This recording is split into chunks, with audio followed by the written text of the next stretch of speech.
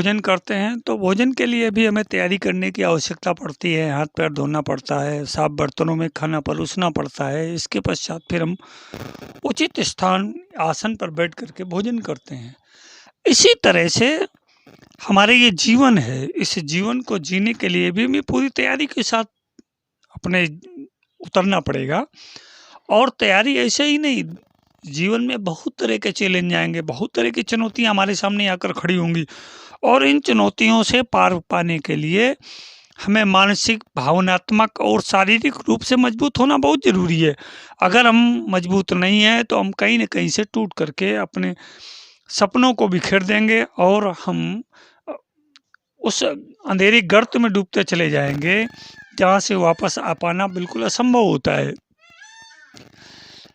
तो इसलिए आवश्यक है कि अपना स्तर, अपने आप को इतना ऊंचा उठाओ कि जो चैलेंज आपके सामने खड़ा है उसका स्तर भी आपसे नीचा हो जाए। आपसे पहले भी लोग आप दुनिया में आए और आप थोड़ी छोटी छोटी बातों में, स्ट्रेस में, डिप्रेशन में, एंजाइटी में चले जाते हैं। तो आपने सोचा कभी कि आपसे पहले भी जो लोग हुए दुनिया में, बड़े बड़े लक्ष्य उनके सामने थे और उनके सामने भी बहुत विषम परिस्थितियां रहीं। अगर उन विषम परिस्थितियों से घबरा गए होते, टूट गए होते, हार गए होते या उन्होंने चुनौती का सामना न किया होता तो आज उनको कौन याद करता। आपको भी ऐसे ही ज़्यादा से ज़्यादा अपने को उस स्तर पर ले जाना होगा जहाँ पर जाकर के वो चुनौती भी आपके सामने छोटी लगने लगे। तभी आप किसी भी लक्ष्य को, अपने जीवन को आसानी से संचालित कर पाएंगे। यहाँ एक बात बहुत विचारणीय है कि आप थोड़ा सोचें ठंडे दिमाग से कि जब आपका जीवन नहीं था तो इसके पहले आप क्या थे। आप इसी प्रकृति का ही तो हिस्सा थे। बहुत सूक्ष्मतम स्वरूप में इसी प्रकृति में तो घुले मिले थे और प्रकृति ने पंच तत्वों का, पंच महाभूतों का संयोजन करके आपको इस शरीर प्रदान किया। तो जब ये शरीर प्रदान किया है तो आप कितने इंटरनली अटूट संबंध आपका उस ब्रह्मांड से है।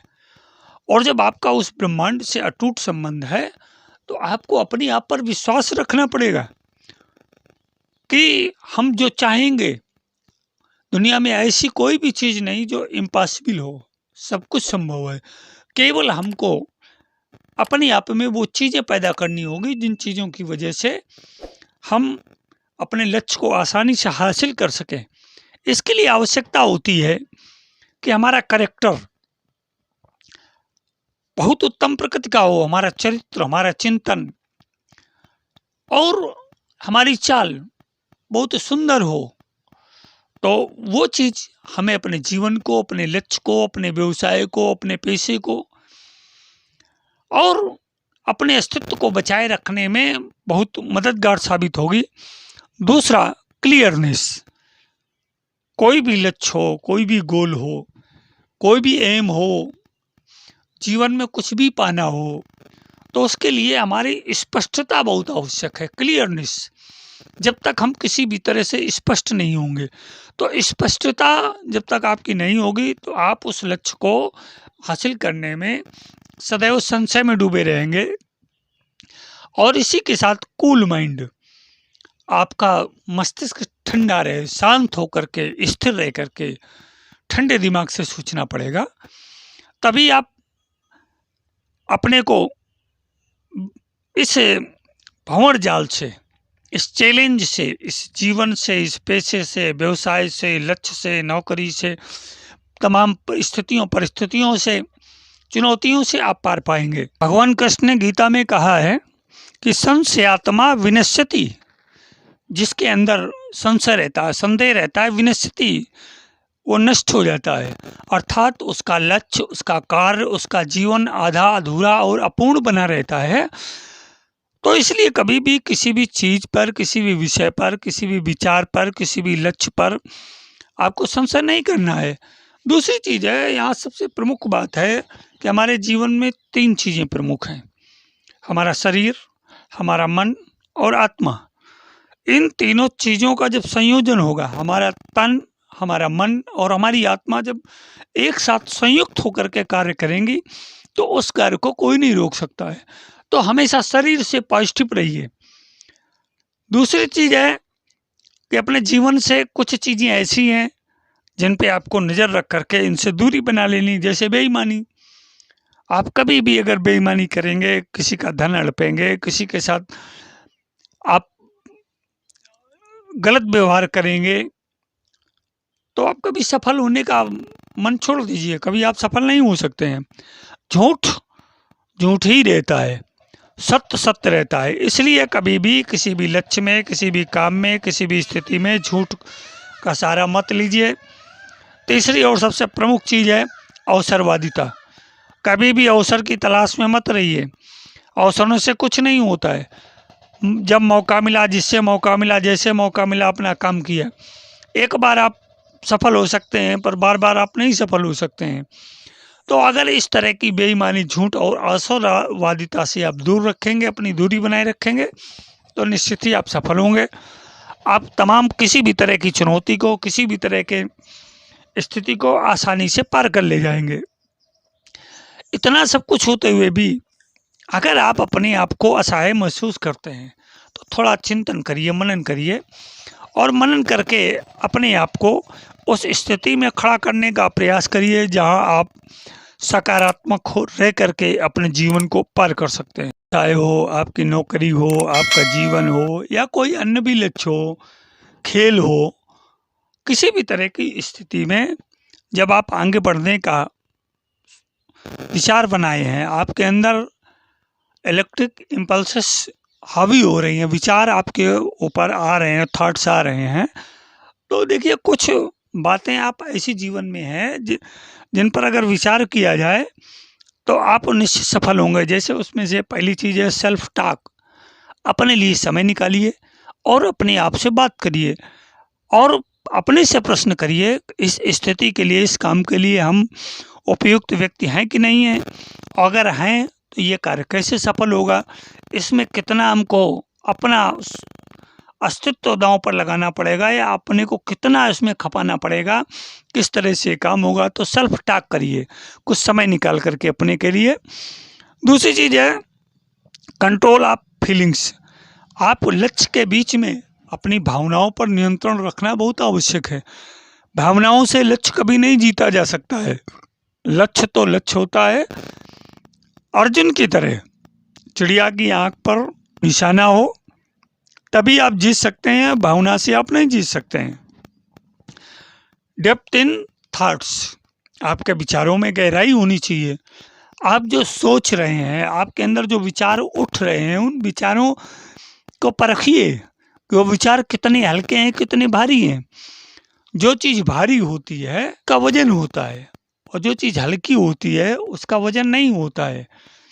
तो भौतिक जगत में वजन की बात होती है, गहराई की बात होती है।